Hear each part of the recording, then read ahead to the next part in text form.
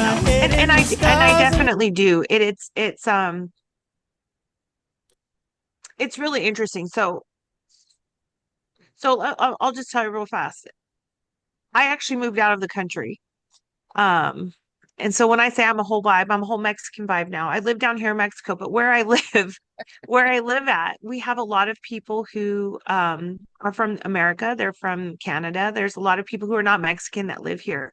And like one of my biggest gripes, Carl is probably tired of hearing about this, but one of my biggest pet peeves is when people from the US or Canada come and say, "Oh, we're expats."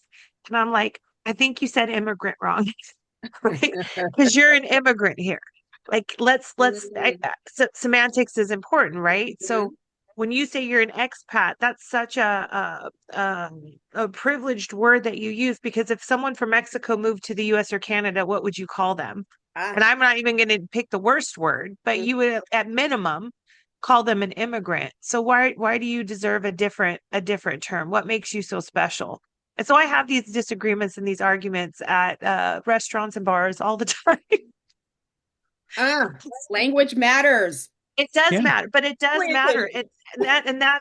And that's honestly the like these moments where I want to kind of push that narrative because like first of all, how dare you Mhm. think that you're more important? Like you're coming to another country from a place of privilege. You're not coming because you're fleeing uh war torn. You're not fleeing poverty. You're fleeing because it's cheaper to live here and you want to live your retirement and you want your Or retirement it's dollars warmer. It's warmer or where here, it's right? warm Yeah. and your bones don't hurt, right? Yeah. And you want to stretch your Yeah. which again people are allowed to do. I'm not judging that at all.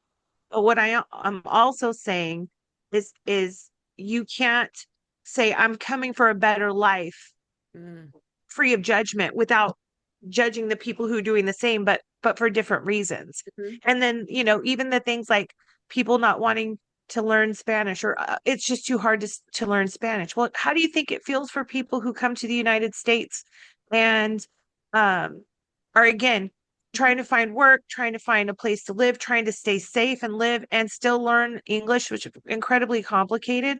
You would judge them. So what's different for you? I Oh, Oh, we lost your audio, Tiff. We lost your audio, Tiff. I don't know. Can you? Yeah, I know. I froze for a second. I saw Okay. everybody went no, but I mean I'm making this comparison, but in the work world, it's kind of the same challenge. Like there are these people of privilege. Again, as a white woman, I maybe don't have the same rights as a white man, but I still have a whole lot more than people of color. And I know where people who are my colleagues, people who are far more experienced, have far more education, who have far more things to offer than I ever could get questioned on their background, get questions on their certifications, get questioned like, well, what did you study in school? Nobody ever asks me that, mm, ever, ever, mhm, unless they're interested. Like, I want to do what you do. What was your? But nobody ever asked me for my qualifications, mhm. and that's part of that privilege that I don't have to prove myself. And so when I see it, and if I do see it, why are you asking Coin? You're not asking me. I'm going to bring that up because I'm going to make you uncomfortable because you're creating discomfort for somebody else. I want you to own that and maybe next time make a better decision. Mhm, You know, What's going on up there? mhm, Go when I ahead, hear Carl. the Sorry. term, that's okay. When I hear the term expat, my first thought is, oh, so you chose to be here. You can choose mm, to Right. go back, right? Right. So you're holding on to that that identity, right? And so that's absolutely privileged. I hear people, well, if I was in their country, I'd learn their language. I said, no, you don't have to No, because you don't. English is the lingua franca, right? That's the language that most people know around the world because of white supremacy, right? So in Right. colonialism, right? So just Right. recognize the only place you have to learn the language is France because they also have privilege and they're not going to let you just disrespect their language, right? So or disrespect their culture. And so it is that level of privilege that folks have. And my dad gets it all the time. I mean, he's 73 and he's done really well in his life and he lives out near Palm Springs. And he says he has people walk up to him all the time asking him what he does, right? And how'd you make your money and things like that. And he says no one else ever ask somebody else that. He goes, so he just stops hanging out in the places where Mm. people spend more than a half an hour getting to know you, because eventually that's going to come out. Oh, well, oh, tall 6'5" black guy. Did you play football? Did you play basketball? Right. And it's like, no, I wasn't good at those things. I made money. Yeah. So it's just such a challenge that, Mm. even, and, my dad's generation, they couldn't say anything, right? My dad, he has this whole affect of to be nice, and he's learned how to do it because that was the way he could keep his teachers from giving him bad grades because they were afraid of him, right? So he looked unassuming and gentle giant, and all that. He's, and oh, you're like a big black teddy bear. He's heard these things, and I'm just like, fuck if you call me a big black teddy bear. We're gonna have a big brown teddy bear. We're gonna have issues, right? But that's I Mhm. think that's a lot of what the generation before us, they even had it better than the generation before them, right? You know what I'm saying? In terms of that idea of breaking the privilege, but Mhm. just where we at least maybe have a foot in the door, right? Mhm. But at the same time, just because you have a foot in the door, if you have on flip-flops or Tims rather than a wingtip, right, then you might have issues, right, with that job. I remember I got my first tattoo when I was 37. I was sitting in the chair with my friend who was tatting me up, and I hear my dad in my head, "Good luck finding a job." Mhm. Mhm. Right? That stuff stays with you. It does. It It stays with does. you whether you like it or not. All that stuff we were taught, Mhm. and it's almost like we were indoctrinated. We're just washed over, right? It's when Mhm. I talk about bias, I say it's the water that we swim in, Mhm. right? It's the air that we breathe. I mean, Yeah. it's here, Mhm. and it's part of the culture. How do we fight through it? And just recognizing where you have privilege. I mean, I can go into a room of folks that, and talk about DEI, and they may have no idea about my background. They may have no idea of who I am and where I came from, but it might give me a leg up to not maybe present Mm. like my father, right? And oh, well, this Hispanic guy, right? I see it all the time. I go to Mexican restaurants, they ask me for my order in Spanish all the time, right?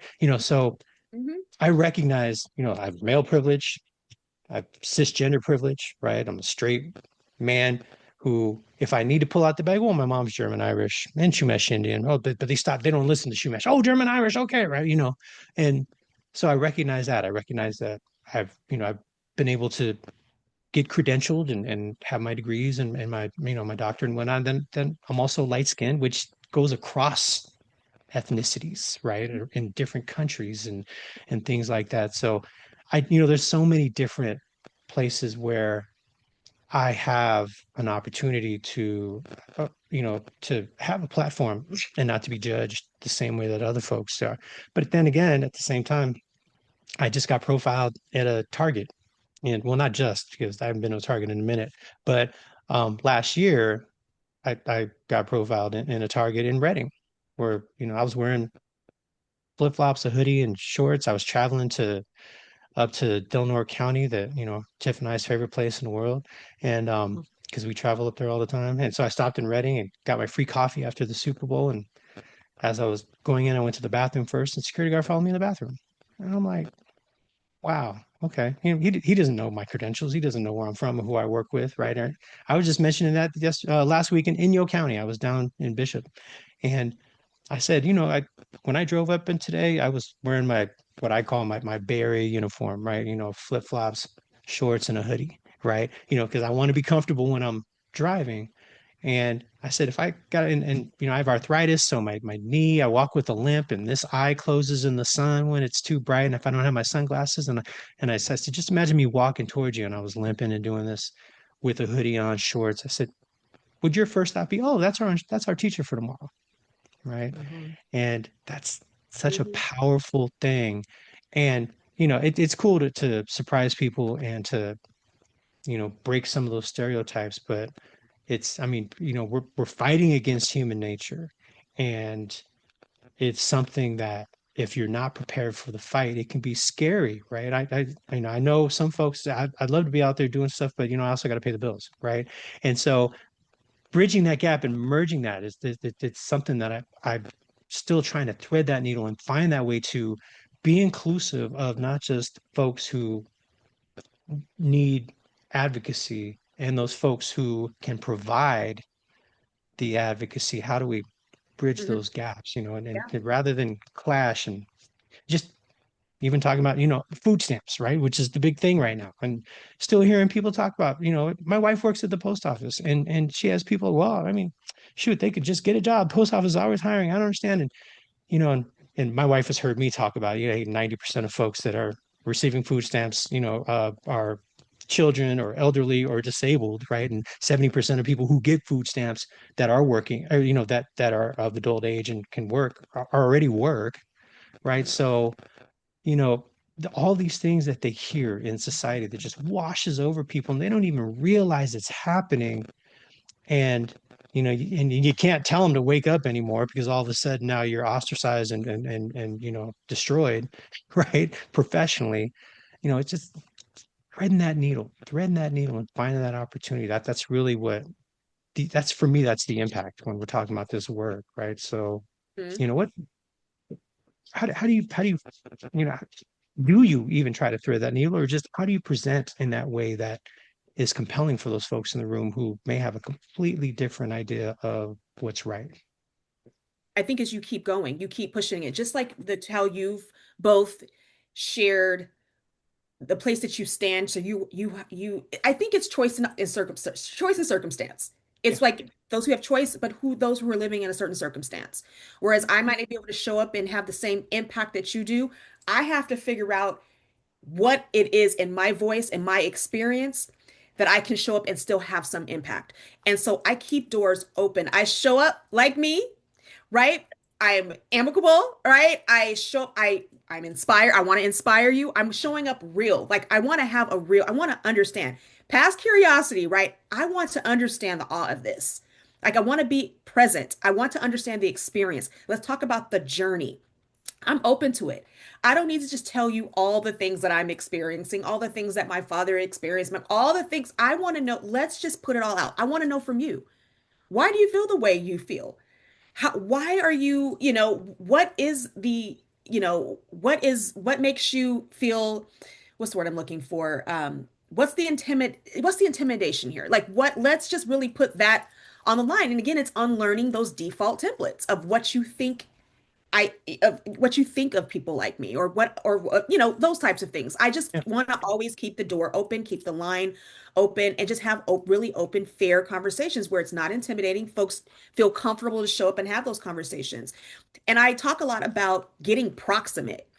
And I think that that's the biggest thing. People have to just be really open to being proximate. And that's a coin, like a term coined by Brian Stevenson, right? He's a human rights attorney and the founder of the Equal Justice Initiative. He talks about getting proximate. And that means getting close to people who are nothing like you, right? Understanding people who come from a different place than you, and just really having a very open conversation, no judgment, no bias, no interruption, just really getting to know that person's point of view, where they come from, and why, what makes them different, and just have an appreciation for that. So I encourage people to get proximate all the time. Tiff, I think that's even something that when we were in our coaching program, Mhm. I offered, because we came from all different types of, of worlds. I mean, there were doctors, there were attorneys, there were people still in school just coming out of college. I mean, we were in different places in our lives. Um, there were some who were in from coming from different countries. Like we were in just in complete different places in our lives. And I'm like, this is a perfect opportunity Right. to get proximate to people who are nothing like you, who have no experiences like you, circumstances like you, and just understand. And those were some powerful conversations. The people who said, yep, I want to do it. Let's try it. I put the offer out there. Who wants to get proximate with me? Right? Who Mhm. wants to understand who I am, not just what I do? Right. And those were some powerful conversations. Things came out in those conversations that I would have never learned about anyone sitting in those courses. I would have never learned about people, would have never come across. But just by being open and honest and offering them the opportunity to tell them about who they are and why they are, just getting Mhm. proximate. Yeah. Honestly, I think that that's a huge piece of Like my connection to all of this is I come from California and I'm proximate with a lot of people who look very different, different generations, different races, different ethnicities, different backgrounds, different socioeconomic backgrounds. Um, I think having that diversity of stories, of history, of again, we don't all look the same, we don't all talk the same. We, you know, what we do when we don't feel good, it's very different from, oh, this one goes to the doctor, this one rubs some vapor rub, this one just needs a ginger ale. Like people just have I'm so used to people being different. And that's probably the proximity part of it, that when people are afraid or they have, you know, I'm gonna give like Zohar Mandami in New York City. Oh, he's Muslim. How many Muslim people do you know? How many people have you talked to? How many conversations? How many meals have you shared? How are you afraid of somebody that you've never talked to? Mhm. How are you afraid, or how do you have all of these stereotypes about a group of people that you've never ever interacted with? To me, that says way more about you than it does about them. You know what I mean?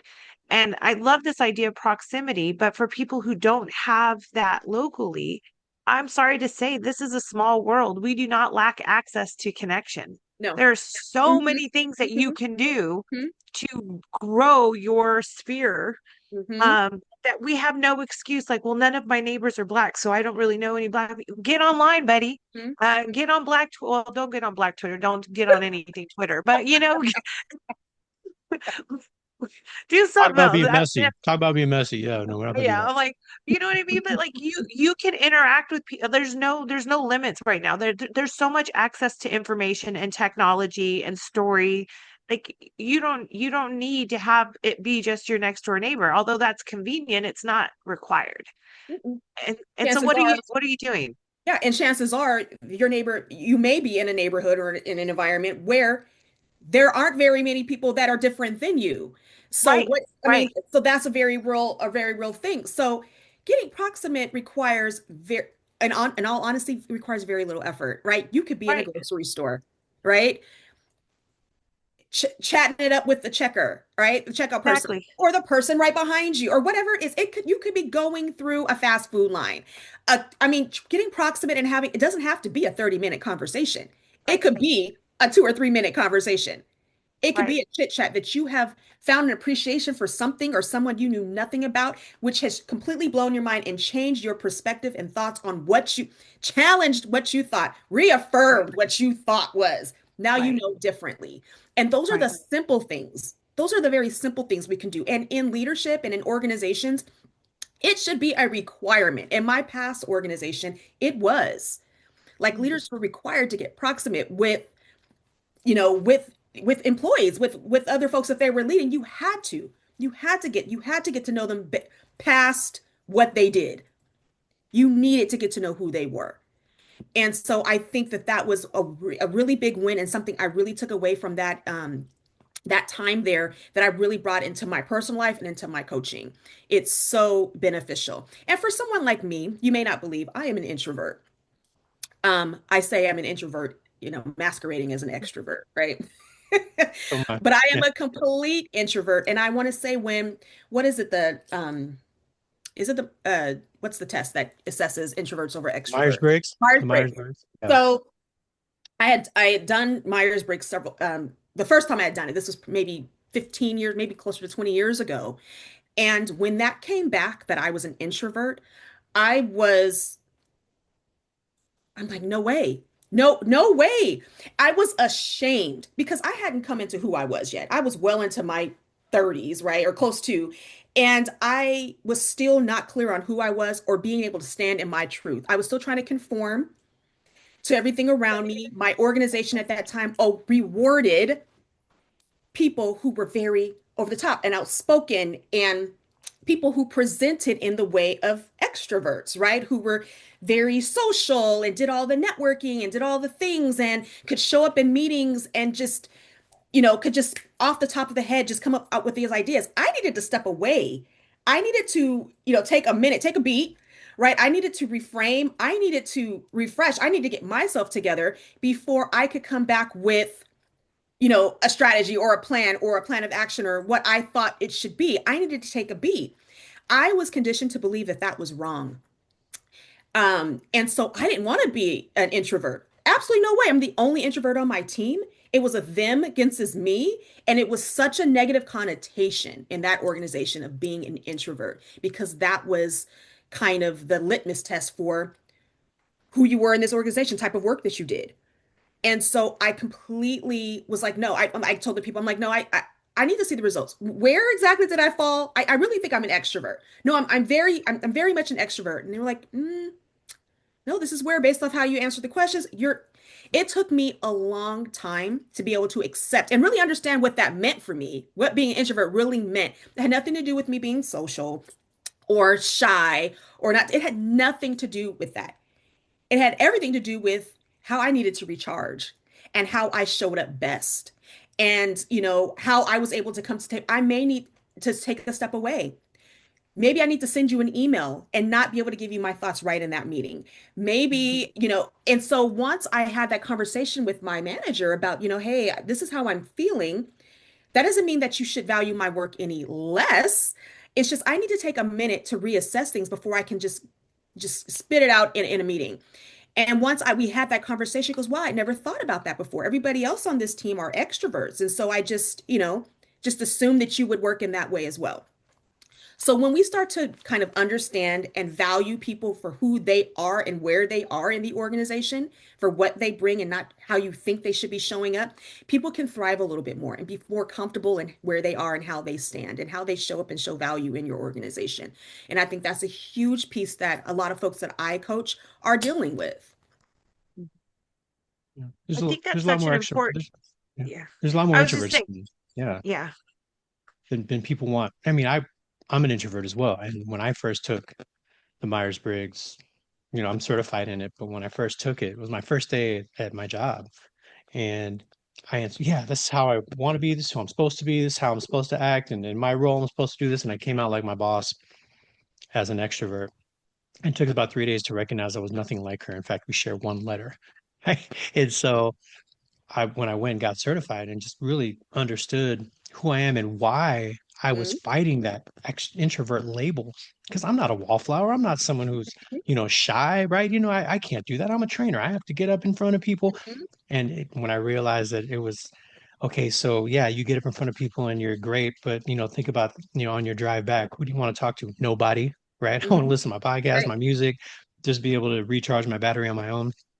That's such a powerful thing. There's the Myers-Briggs type that has the most CEOs in it is an introverted type, Mhm. right? And so, but you have to be able to fight through. And like you said, it happens all the time. It's an extroverted world, right? Where, and I call it verbal ping pong. I say something, you say something, I say something, you say something, and we're listening to each other. And the minute you say something that's good, I'm cutting you off. Oh, wait, I don't mean to be rude, right? But Mhm. I mean, how often do we really stop? The research says we need 5 to 7 seconds to come up with that question or comment we want, but we're only given less than a second to do so, Mm. Yeah. right? And so Mhm. that's such a real thing where folks are like, okay, if you're not going to let me think about it, go ahead and do your thing. I'm gonna hang back, right? And then people, oh, well, they're not assertive, they're not, you know, they're not strong, they don't have an opinion. No, I have an opinion. You're just not letting me think about how I want to express my opinion You lack until after the executive fact. presence. You Yeah. lack And then they executive say, well, presence. why didn't you bring that up in the meeting? Because you Yeah. didn't give me a chance. Yeah. Right. Mhm. Well, So yeah. this to me goes deeper into this conversation about like what DEIB really is. The diversity, equity, and inclusion and belonging is not just about race. It's not just about gender. It's not Mhm. just about protected classes. And I think that's where a lot of people that use this as a weapon, Yeah. right? As a Yep. weapon, what they're thinking about is just like what you see on the outside. Mhm. But for me, when I think about diversity, equity, inclusion, and belonging, it's about recognizing people have different communication styles. Yep. It's about recognizing that we all don't communicate in the same way. And so if again, extroverted I happen to be, I'm actually now I think I'm an omnivert, right? I think I'm an omnivore. No, really, No, that's because a red flag. Don't get me triggered, Tiff. We'll talk about that. no. Well, I will say that because let me say, because I have a social battery, just like I'm extroverted.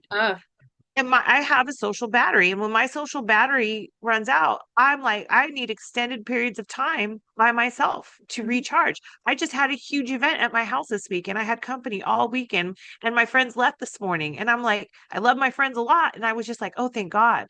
Right. Cause I need, I need to like recover from all of the socialization that I did. So to me, again, this is the challenge with trying to put people in a box because Yes. we're not always one thing all of the time. And we have, life is full of paradoxes. But what I was going to say about the diversity, equity, inclusion is it's really about how do we create a space for people to, again, show up with their authenticity and think about like systems and how we create systems for everyone to be able to participate and be included in the process. Because if I'm like, let's brainstorm, so show up to this meeting, I'm going to give you a 17-page document, read it in 5 minutes, and then tell me what questions you have. Yeah. Well, I'm going to get a few people who can do that, and and they're probably the loud ones, and they're probably the outspoken ones. So if I'm just using them for my testimony, I'm missing out a whole nother group of people that You're maybe missing are out going on to see Koi. things. Exactly. And they're going to Yeah. see things or pick up on things that maybe in my haste to breeze through, I'm missing some of the details. Yep. So for a person who me, I'm very big picture. I'm the one that can answer questions on the spot, but I can tell you my biggest deficiency is I'm not thinking about the details. So I rely on COIs. I rely on the COIs to say, here, I'm going to send you the 17-page document. We're going to talk about it next Tuesday. And here are the things that I'm thinking about. And so I'd like you to be prepared to talk about what you're thinking about. Now COIs ready to have that conversation versus the on the spot where, again, people like Carl and people like Coy maybe don't get their voices heard because I'm still processing what we talked about 2 agenda items ago. Absolutely. And now we're talking about 4. It's not. So that's part of that inclusion is how do we consider other people's needs and how do they communicate and create systems that allow people to show up in their best way. And part of it is the curiosity of how do you learn? How do you and it doesn't always have to be an official Right. Myers-Briggs, but it's a how do you work best? What do you need from me as a leader? How can I, and I don't even want to use the word accommodate you, but really like, how do I help you thrive? Right. I have a plant analogy for you, Coy, because you love plants. I also love plants. And here's what I've learned about plants. Not all plants thrive in the same way. And when a plant is not thriving, I don't look at the plant and say, oh my God, this plant is broken. This plant is no good. This plant doesn't belong here. I do some diagnostics. What does this plant need? Does it need more water? Does it need less water? Does it need more sun? Does it need less sun? Is it getting too many vibrations from my voice? It needs a quiet place, or does it need more because plants are special. Sometimes they need interaction. You got to talk to them. So I'm always diagnosing like, how can I make this plant thrive? But how often do we do that with our employees? We just are like, You don't change who you are, plant. You change where you are. Exactly. Right And back how do to we create quote. the environment? You don't change who you are. We don't expect the plant to shape shift and change because it's suffering from imposter syndrome or it's trying to show up in a place that it doesn't belong. It's not thriving. You change who you are. That's why Change gardeners where have you zones, are. right? Yes. Yeah, that's gardeners have zones. I'm in zone 9B or whatever. My wife watches all those YouTube videos. Where's 9B? So now I want to look at it on a map, right? But no, my wife actually put this plant on my desk the other day and she didn't tell me. And I think she's been watering it because I will kill a plant in a minute. And See, but even with that, I'm sorry, Carl. I don't mean to interrupt you, but I will say, but even if you're in the wrong zone, you could still create conditions to thrive. It just takes a bit more work. And so sometimes it's like maybe the place is not the perfect place, but how do we create the environment where you can be successful? Maybe the place needs to change. It's not the plant, but maybe the place needs to change. Maybe I need to shut the blinds. I just read something on LinkedIn, I think it was yesterday, that just really resonated with me. And just it said, if you keep having people quit with no notice, right? Is it the people or is it your organization? Right? What type of organization are you fostering where people literally says, I have it. I quit. I've had it. I don't even know where else I'm going. I just know I don't want to be here. Right. That is a level of pissed offness or whatever you want to call it. Right. That people are at that point where I can't take this anymore. I have no other option. And, and I see it. I have family members that have done that recently. And I'm like, well, wow. I've always, well, why was I taught? Well, don't quit a job till you have another job, which is always smart, especially when you pay bills. Right. But at the same time, Paris. when you get to that point where you're just like, I've had it, there isn't a plan B. It's just plan A, just is no longer a plan that I can live with. That's a Right. level of desperation Yeah. that requires requires so much attention and care, because when you're at, we don't want our people to get to that point. There's, I'm sure there were signs, there were things happening before that person got to that point. Who was paying attention? Who was checking in? Who was observing? Leader, were you paying attention how that person was showing up or not in meetings? Were you having the tough conversation? Were you curious? Right? Were any of those things? Those that when folks get to that place, um, and I'm seeing it more and more, like in the last what year of where we are in this world today than ever before. Um, that's a serious conversation. That's a serious thing that we really need to be talking about and thinking about. What are we doing about this? When you're talking to leaders and organizations, and to the people who are being impacted, the people who are doing this. So it's a tough one.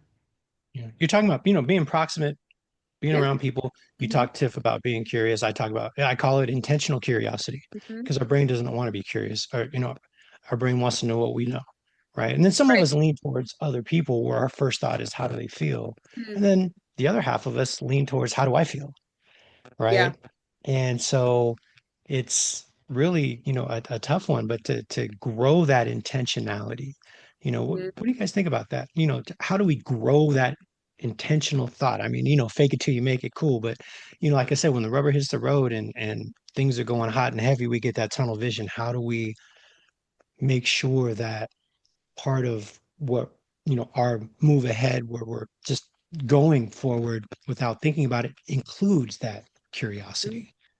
Mhm. Mhm. Hate to use this phrase here. I think it depends. Which I hate, but I think it's a very it's so nuanced. It's so nuanced, and I think where my brain goes, but again, this is part of maybe just who I am. I'm like all of my person. I'm a very people focused, relationship focused person. We just have to genuinely connect with people and genuinely care about other people's well-being, and that's hard to do when we're looking at statistics on spreadsheets without really connecting with people. And I'm not asking, like, I'm not thinking about people to be politicians, right? I remember like getting a new regional manager, and not an assistant to the regional manager, but an actual regional manager in our office. And then in my first moment when he came out, he was like getting to know everybody and he wanted to know everybody's name. And he'd come by and say, "Oh, good morning, good morning." And then my first thought was, that's refreshing, right? This manager's coming out and making sure he knows us and knows our names, and like that's really cool. And then I came to realize very quickly after that it was just politics. He didn't care anything about how we were doing, what we needed, what our ideas were, how we wanted to make things better. It was just he read in a book somewhere that get on a first name basis with people and they'll trust you. He didn't get to the chapter where it said don't do slimy things and be untrustworthy, because that's not enough.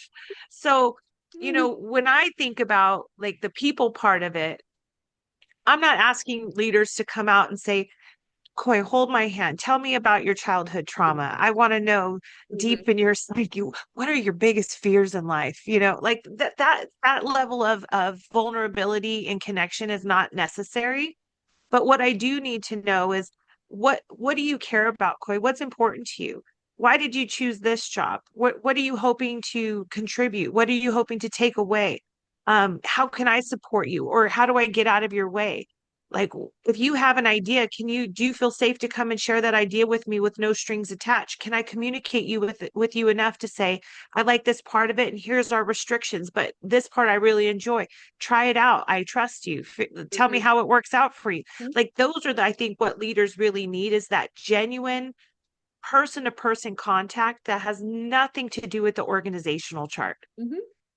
I know, Carl, you say you forget to ask people titles. I intentionally don't ask people for their job titles because to me, when we're in a learning environment, we're all learning together. Mhm. I really don't care like what HR put next to your name. It's not important to me because we're here to learn a skill together. So that to me is what's missing is the humanity at work. And with the humanity, it's also the acknowledgement we're all going to make mistakes. And how do we talk about those in a way that leads to change, not just punishment, not just shame, not just how dare you, Mhm. where people want to grow, they don't feel like they did something wrong. Mhm. And that to me, and I it might be a personal thing for me. I rebel when I feel like I'm in trouble.